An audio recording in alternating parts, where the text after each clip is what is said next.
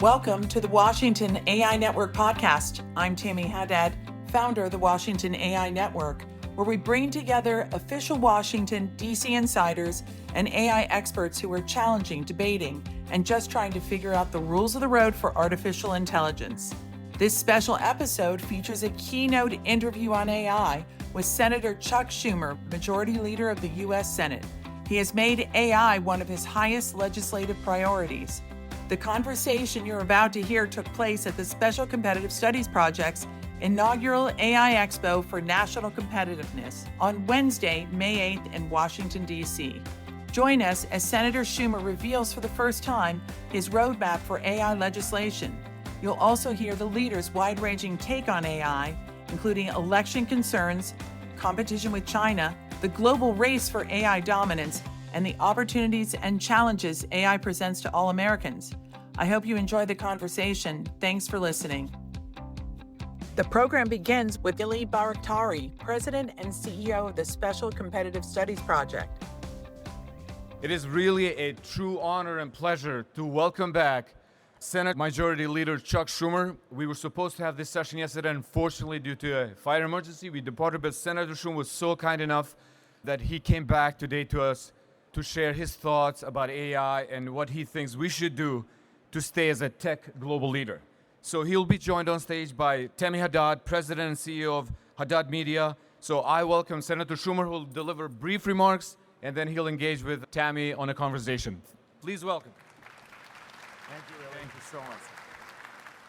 Thank you, Illy, and it's great to be here. You know, my speech was so hot that it almost set the house on fire yesterday.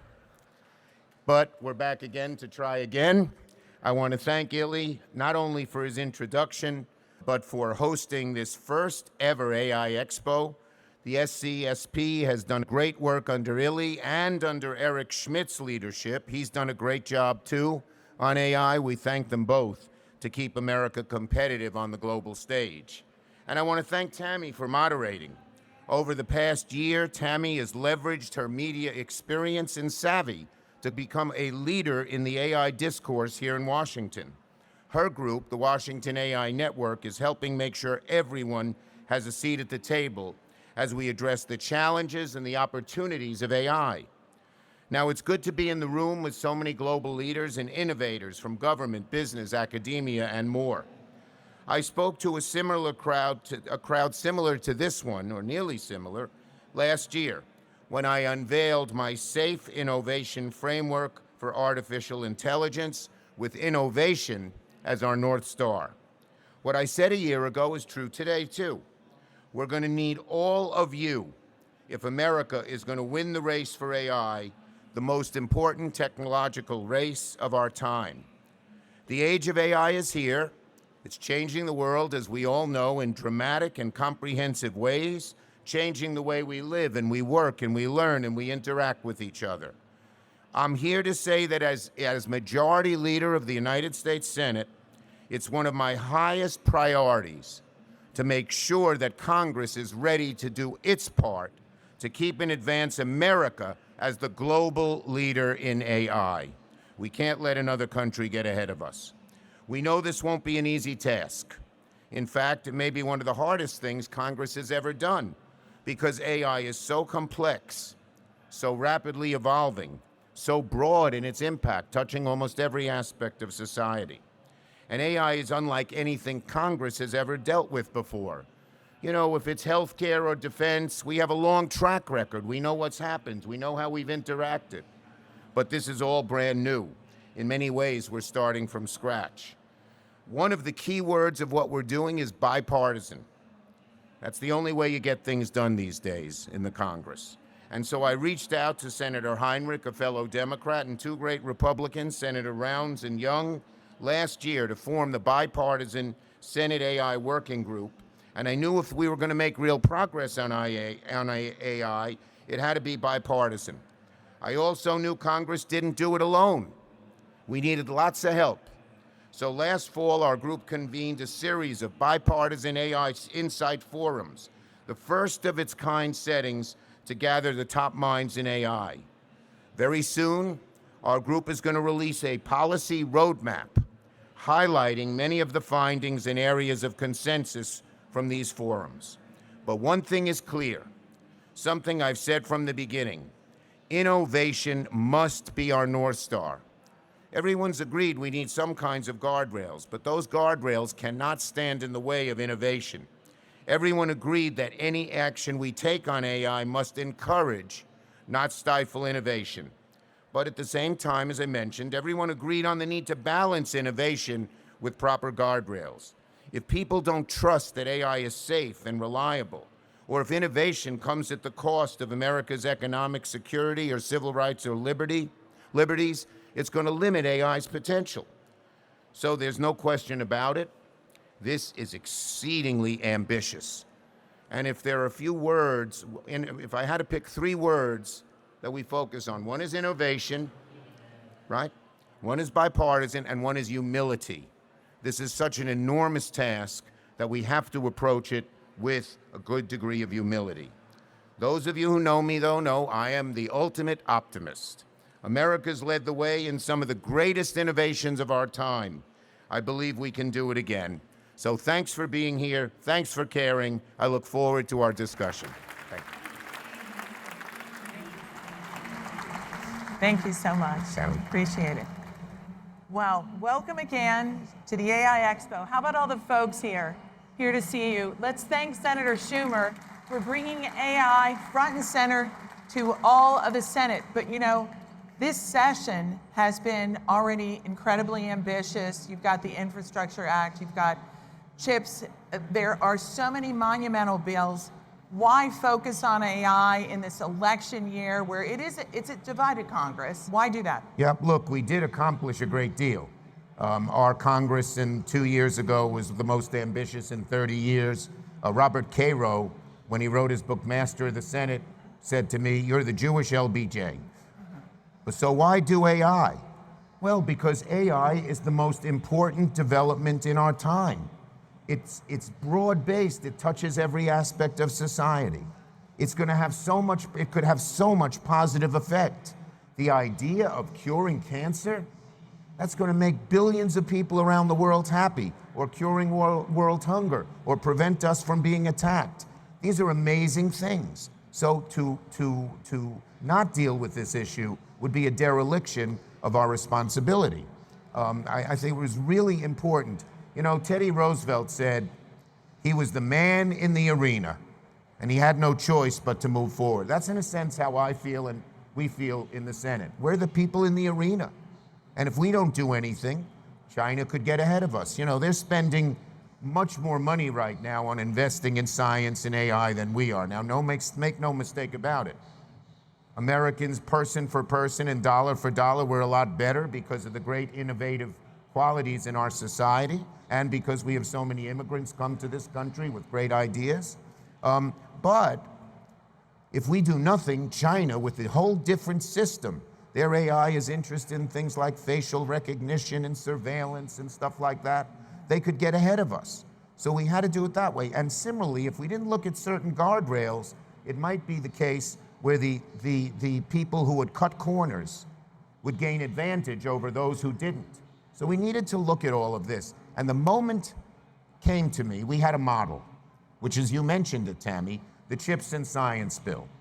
You know, we knew we were not investing enough in science. We knew that semiconductor manufacturing had gone overseas. One morning, this is a little anecdote, Todd Young and I go to the Senate gym. I used to play basketball.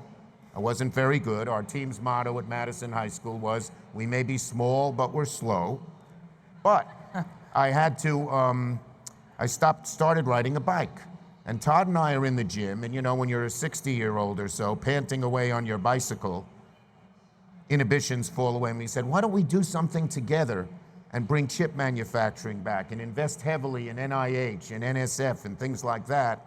And we put together a bipartisan bill that passed the House, passed the Senate, and is now bringing chip manufacturing back, is investing more heavily in NSF and NIH and the labs. Why can't we do that for something like AI? So that was our model. And we said we could have success using that model going forward. Why did you use Insight Forums? How did you come up with that format? Yeah, it was a very novel idea, but we knew that this was such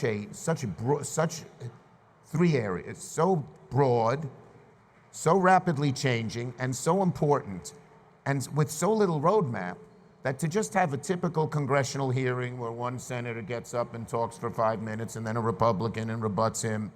So what we decided to do was have a novel approach. We had 20 leaders in 9 different forums, and they talked to each other.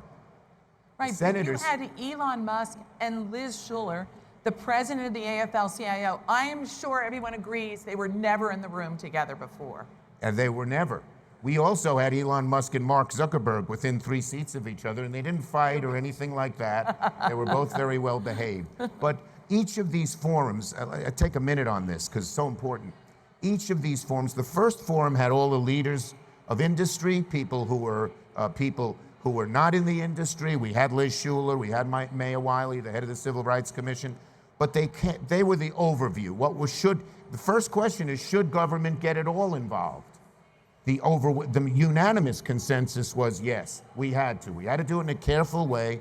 We had to thread that needle between what we call transformational innovation, curing cancer, and innovation that would allow us to have guardrails that didn't interfere with that. We called that sustainable innovation. And we also came to a consensus that the US government had to put in a whole lot of money into things like NAIR and NIST and the labs, $32 billion, pretty good to get a bipartisan consensus on that. But then we had forums on each of the individual areas. So one on intellectual property with both companies that used AI and used intellectual property, but with the creative community. We had one on labor, where we had labor leaders as well as others come together. We had one on doomsday scenarios. We had one on healthcare. We had one on liability. And in each case, people with varying points of view sat around the table and didn't just yell at each other or make an opening statement. They interacted. And as a result, in this roadmap, which will come out within a few weeks, you will see there are a lot of good guidelines and ideas of how Congress should pursue this. Well, that's my question. What are the next steps for the Senate? Okay, so as I said, in a few weeks, we'll come out with this roadmap, and it'll give the public, those in the community, those in the industry, an idea of what our broad framework and our broad thrusts will be. You don't want to give us any hint now to all these folks. Do you guys want a hint? Come on. Stay tuned. Stay tuned. Okay. Let me give you a hint. It's going to be very, very good. But in any case, after that, our committees will go to work. Some committees are a little further along than others. We're not going to wait to have one huge comprehensive plan that touches on everything when there are certain things, elections. Amy Klobuchar is almost ready to go with elections, with some kinds of rules on elections.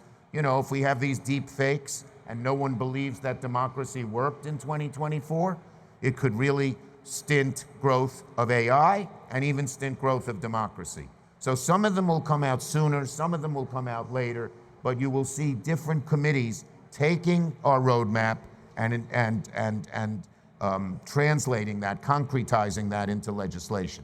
Can Congress do anything proactively to protect the American workforce? That's a great How are you question. looking at that? Look, the model on workforce, the model we shouldn't follow is globalization. Now, you know, back in the 60s, 70s, 80s, all these great thinkers came up correctly with the idea that if we increased world trade, we'd increase world wealth. And it worked. World wealth went up, and lots of people, billions probably, were brought out of poverty. But no one paid attention to the people who would pay a price. So, for instance, the steel worker who lost his job and is now working at a minimum wage job would be angry, and no one cared about him. That's why we're having everyone at the table. That's why we have an all-hands-on-deck approach. And we had this was really heartening. We had some great discussions about labor. We had Microsoft interacting with Communication Workers of America, a great union, as to how, when certain people lost their jobs because of AI, they might be trained into new jobs that AI would create. And, having labor having a seat at the table and unions having a seat at the table was important. There was one instance that was sort of funny. So a labor leader in the hotel workers union from Las Vegas said that a big hotel chain that had like 6, 7 hotel towers about, quarter of a miles apart, used AI to determine the most efficient way the people who were cleaning the rooms could clean them. But they had someone cleaning a room in Tower A on the 23rd floor from 9 a.m. to 9:20, and then at 9:30 they were in Tower 6, half a mile away at 9:30. It just didn't work. But until the people who were doing the working, who were doing the cleaning, came to the table with them, they didn't correct it, because AI doesn't always get it right. That's the kinds of interactions we need. And you're getting a lot of cooperations, it sounds like, from companies, unions, civil rights groups. Everyone wants to make this work. In the civil Is rights... that the first time in your career you've seen that? No, it happens occasionally. It's more difficult now with the centrifugal forces in politics. But one of my specialties is trying to get bipartisan legislation done. As I said, the Chips and Science bill, the infrastructure bill, the guns bill, the PACT Act, the gay marriage legislation.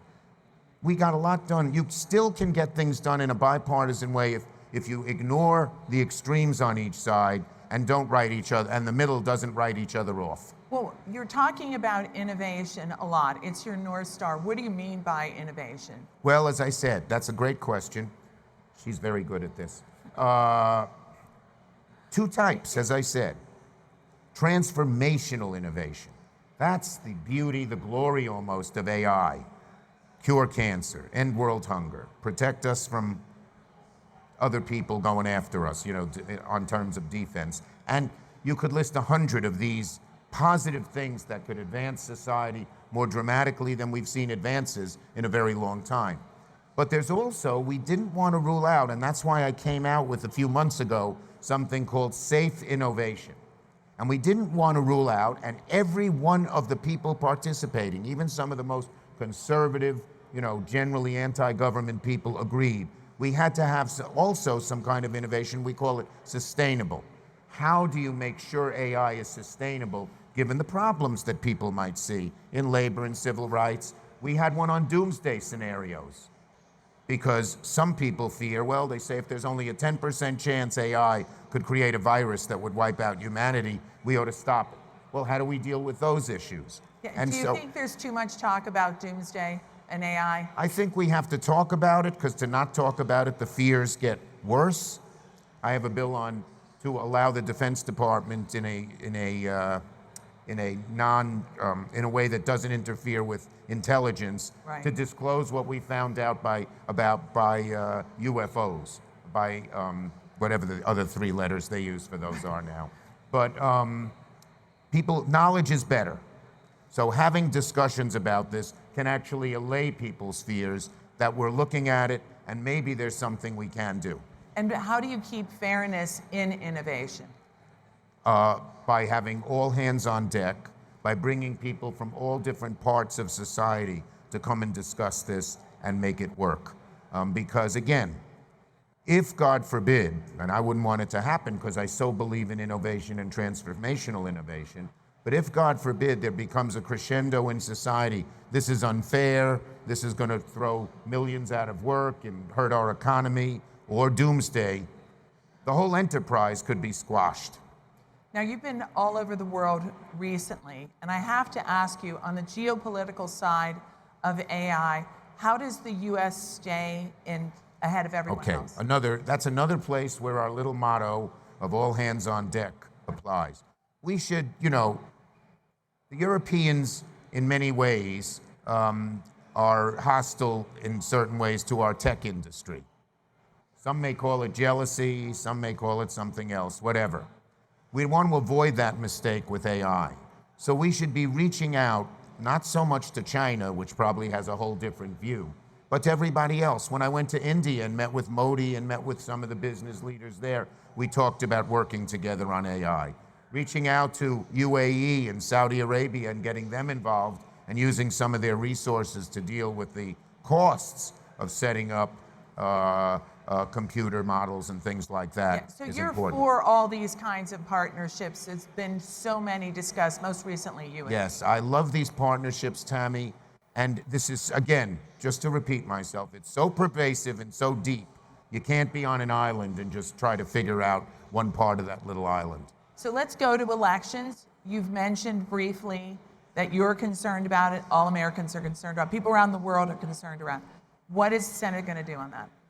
Well, we have certain legislation, which, as I said, Senator Klobuchar has put together. She's head of our Rules Committee, which deals with elections. And she's put together some good bipartisan legislation that will deal with the most egregious and easy to deal with parts of election problems, like deep fakes, identity, making sure when someone's used that you have a marker to identify them and things like that. And I think it won't solve all the problems we face in elections. A lot of them are just not AI related, but it'll solve a lot of them. Okay, so what's the road ahead for legislation, very specifically? I mean, 9 months ago you started this, right? And you said, look, you said you're going to get something done in months, not years. Right. So what are we looking at now? Well, we're still in the months category. Okay. But yes, we hope to do our roadmap very shortly. We hope our committees will start having some hearings, marking up and drafting legislation. Some are already. Maria Cantwell in the Commerce Committee is pretty well along on this. Gary Peters and his GAC is along. As I mentioned, Amy Klobuchar is. Our health committees and our housing and our education committees are a little further back. But we hope to have legislation come out starting, within a few weeks throughout the summer and fall, and hopefully some of it can get passed. People would say, well, what about the House? Because the Senate is a little less chaotic, shall we say, than the House. But we have been having real discussions with House members. The 4-person bipartisan little group that I put together they're doing the same thing in the House. Our staffs have talked to Speaker Johnson and Hakeem Jeffries. So I think that we're trying to work in sync, so if we do something in the Senate, the House might take it up. And, hopefully some things can get done. Not everything, maybe not most, but by the end of the year. And the Biden administration is helpful. They're supporting all of this. Yes. They put out their EO. It has some good things in it, some things people disagree with. So we're working with them, but they can't, a lot of things they can't do by executive order. One of the broadest consensuses we had among Democrats and Republicans, we need to spend some money on NAIR, on NIST, on labs, on things like that to help foster innovation because, most companies don't have the ability to do this on their own. The days of Bell Labs are over. And so their legislation is the only way. So there's some places we can dovetail, there are some places we'll disagree, but there are a lot of places where legislation is definitely needed. When you see all of these folks here, and you're around a lot of people all the time, are you inspired? Are you nervous? Do you feel the weight of responsibility on this one? You yourself have said it's one of the biggest issues you've ever dealt with. Yes, and that's why humility has to be a word here for all of us in every aspect of this world. But I'm inspired. Look, America has been the technological leader because we have this great nutrient agar. We encourage people to think on their own, to come up with new ideas, and then to go make money or do whatever they have to do to make those ideas better for America. So it's exciting. Overall, it's exciting. So you have to be humble, but at the same time, you have to be excited about the possibilities and not let the problems make you walk out of the arena. We are the people in the arena, Teddy Roosevelt. We have to do it. So we will. And I'm an optimist. And I love to legislate. Max Weber, the great German sociologist. By the way, when I was in college, I thought there were 2 German sociologists, Weber and Weber. And I didn't realize I'd only heard of one and read about the other. Oh. But he said, politics is a noble profession. I'm paraphrasing. It's the screwing of hard boards together.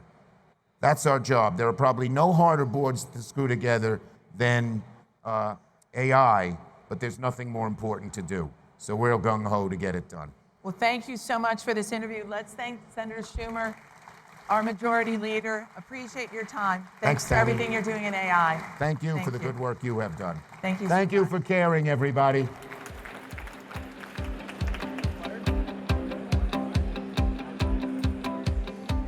Thank you for listening to the Washington AI Network podcast. Be sure to subscribe and join the conversation. The Washington AI Network is a bipartisan forum bringing together the top leaders and industry experts to discuss the biggest opportunities and the greatest challenges around AI. The Washington AI Network podcast is produced and recorded by Haddad Media.